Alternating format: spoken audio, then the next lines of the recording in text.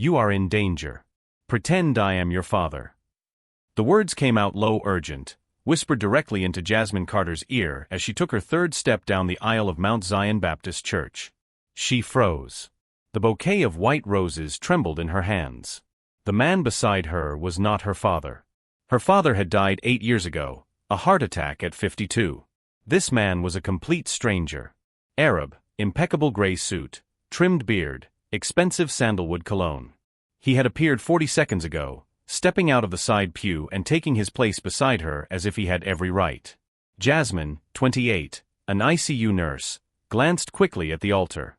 There was Darius Williams, 34, her fiancé of 6 months, smiling that perfect smile. The 180 guests murmured. Her mother, Helen, 61, in the first row on the left, had wide eyes of shock. "Keep walking," the Arab whispered, his hand firm on her elbow. "Smile. Breathe. Trust me for the next 3 minutes, or you don't leave this church as a bride. You leave as a hostage." Hostage? Jasmine wanted to scream, push this stranger away, run. But something in his eyes paralyzed her. It wasn't a threat. It was fear. Fear for her. She forced a shaky smile and continued walking. The stranger remained glued to her side, eyes fixed on Darius, jaw tense. "My name is Tariq Al-Farah. Saudi businessman. Last night I had dinner at Bella Vista. Your fiancé was there.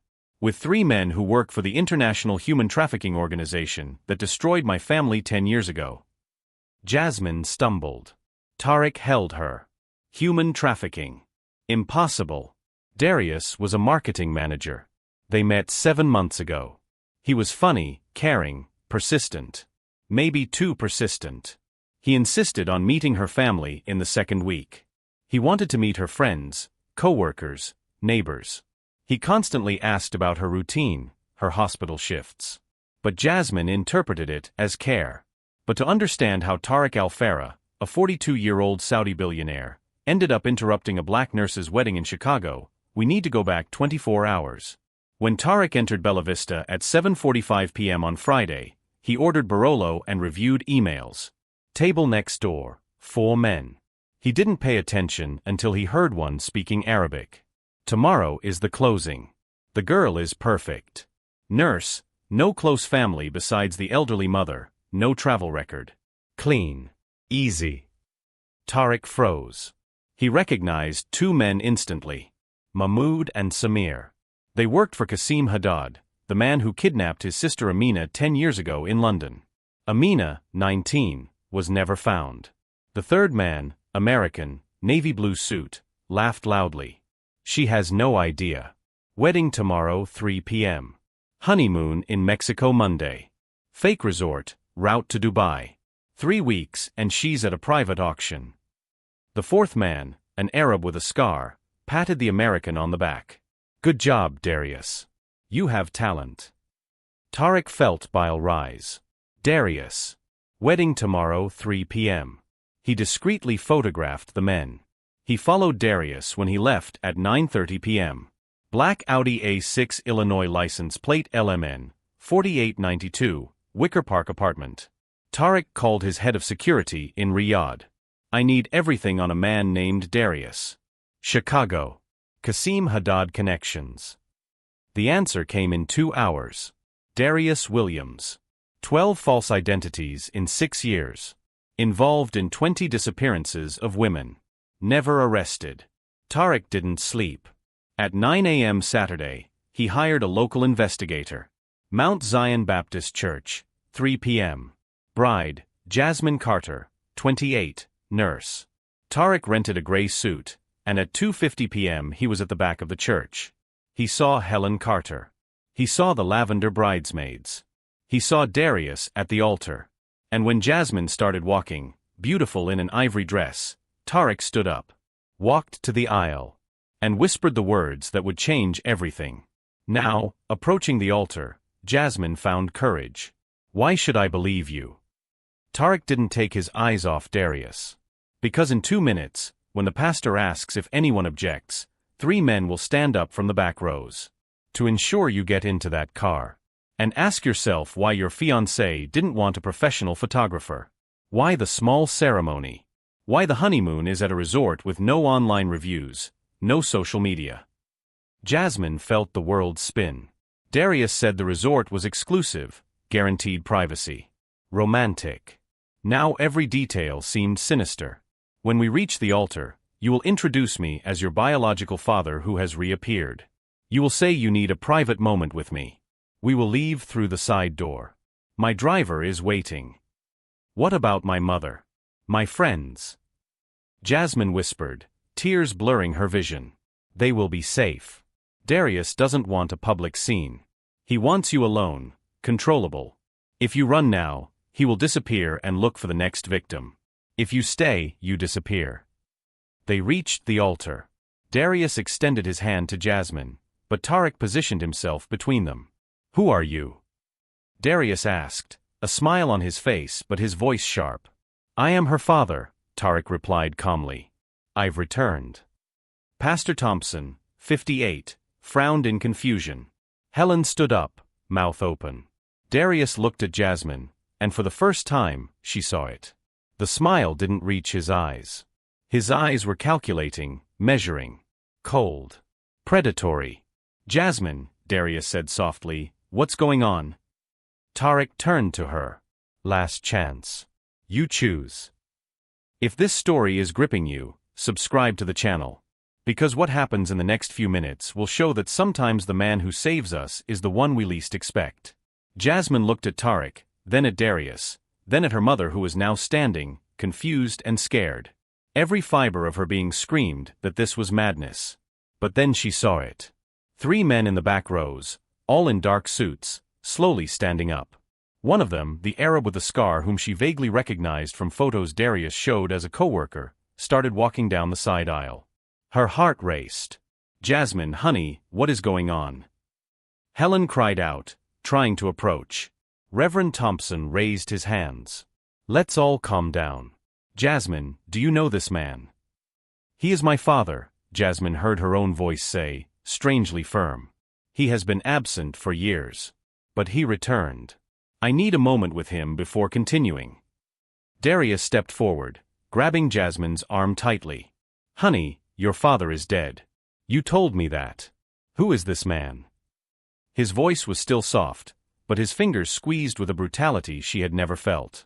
Tariq placed his hand over Darius's. Take your hand off her.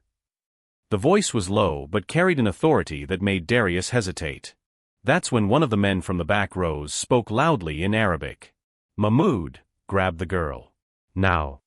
Tariq turned instantly, responding in the same language. If you touch her, Qasim Haddad will receive a video of the 3 of you at Bella Vista yesterday discussing the entire operation. It's already with my lawyer in Riyadh with instructions to send it to the FBI if I don't call within 1 hour. Mahmoud stopped. His eyes narrowed. Who the hell are you? Someone you should have killed 10 years ago when you took my sister. But you didn't. And now I'm here. The silence in the church was deafening. Guests started whispering louder, some grabbing their phones. Helen finally managed to get close. Jasmine, baby, what is going on? Who are these people? Jasmine turned to her mother, tears streaming. Mom, I can't explain, but you have to trust me. I need to leave here. Now. Helen looked at Tariq, then at Darius with a face transformed into a mask of anger, then at the 3 men blocking the exits.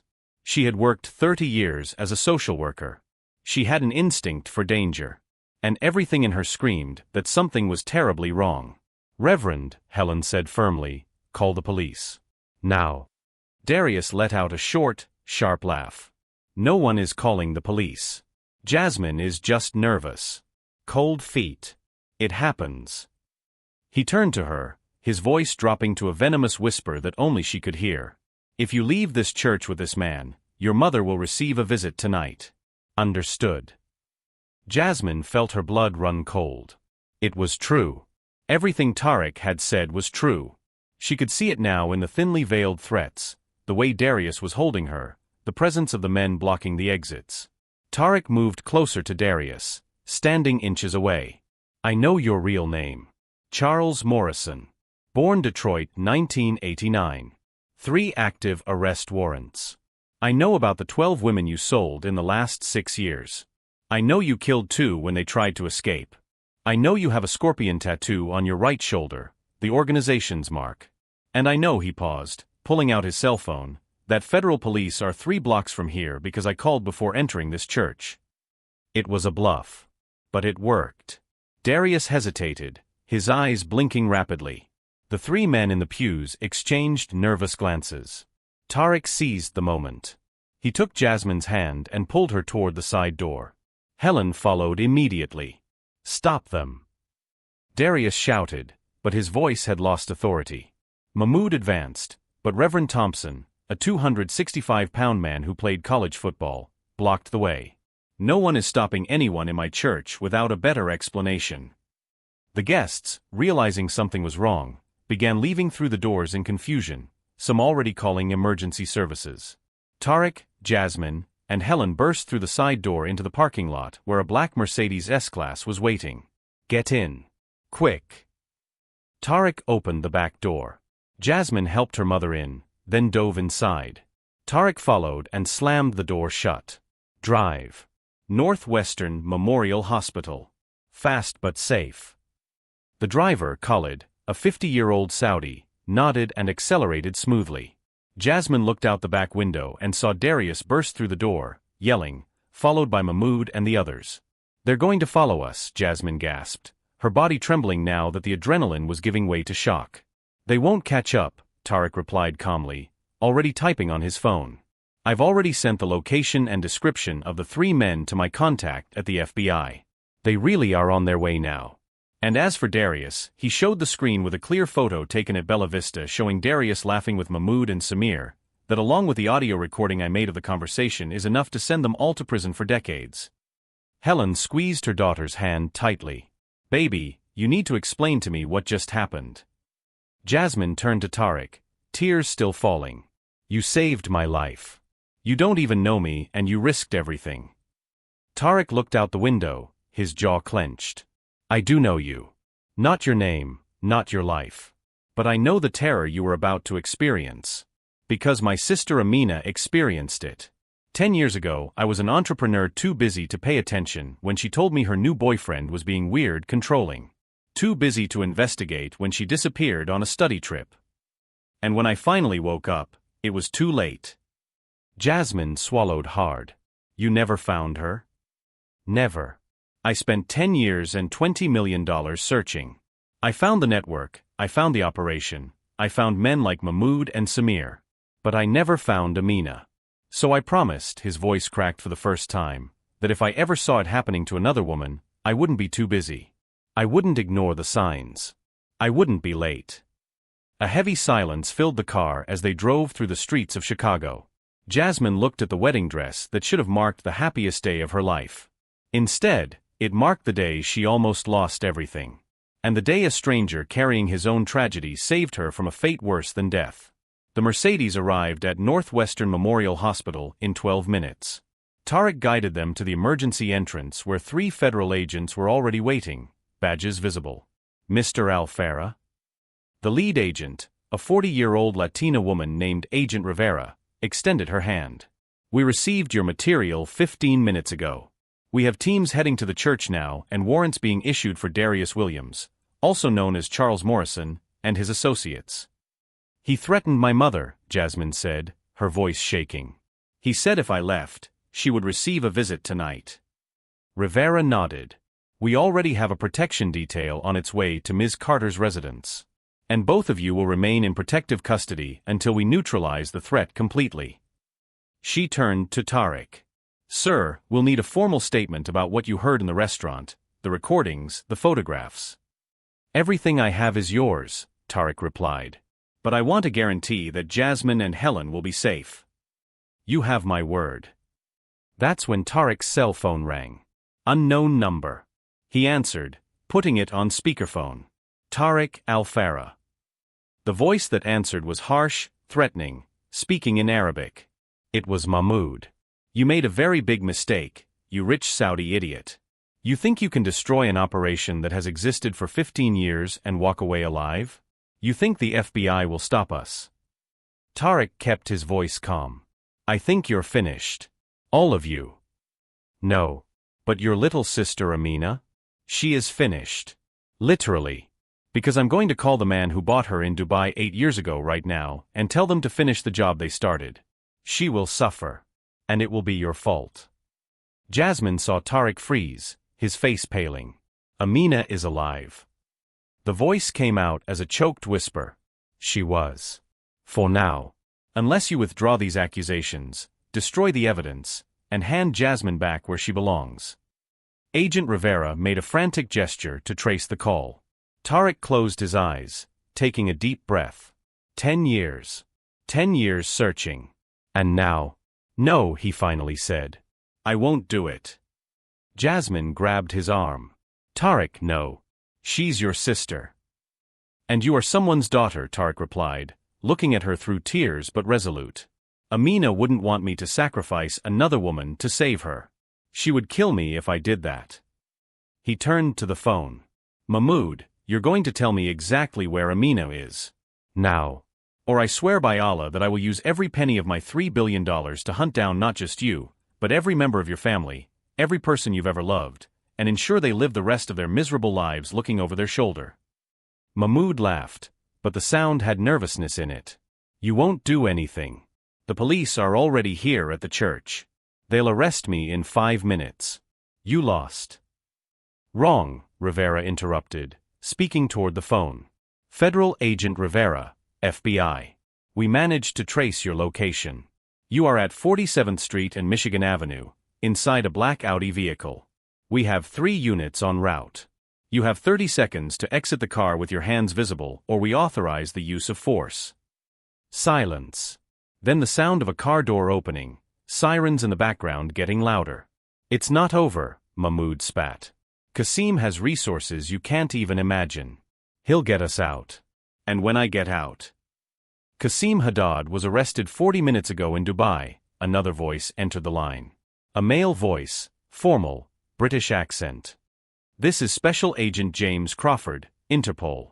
Coordinated operation with Emirati authorities. Mr. Al-Farah, your information triggered an investigation that had been ongoing for 3 years. We managed to get not only Haddad, but 17 high-ranking members of the organization in 6 different countries. Tariq staggered, having to lean on the hood of the Mercedes. Amina. Where is Amina? We are checking now, Crawford replied.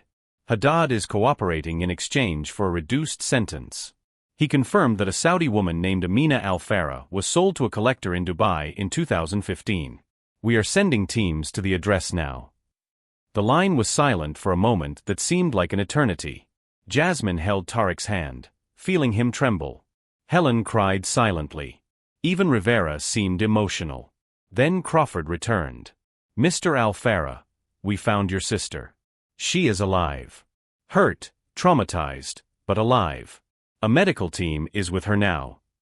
Tariq fell to his knees on the cold hospital asphalt and cried.